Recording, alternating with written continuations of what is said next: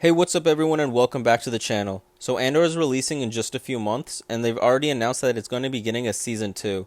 Not only that, but the timeline is going to be something we haven't seen in a Star Wars series and it's honestly kind of interesting.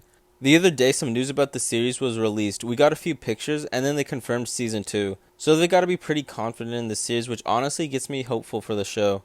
Andor wasn't my favorite character in Rogue One considering they had an incredible ensemble, but he was definitely an interesting character and I think it'll be great to see more of him. The first season of this series is set 5 years before Rogue One, so it falls into the timeline a little around the Obi-Wan Kenobi series.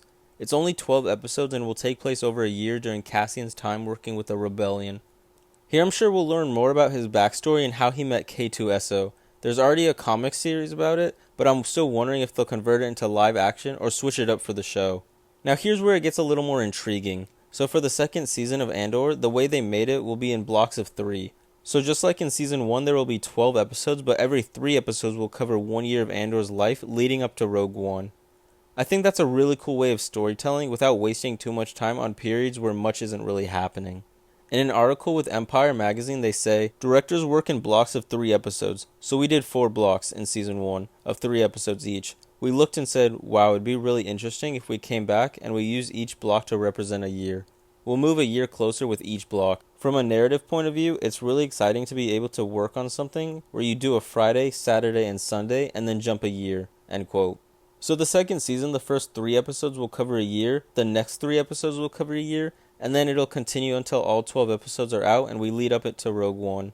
So that second season will almost definitely be the last, and it'll cover those 4 years between Andor Season 1 and Rogue One. I think that's going to be awesome. We know for a fact there's only 2 seasons unless they do a prequel, and we'll get to see Cassian's full life. We'll get a really good look at the Rebellion and more of what they were doing. It gives us a lot of potential for characters appearing, maybe even from Star Wars Rebels, or we could get Ahsoka since she was working closely with the Rebellion.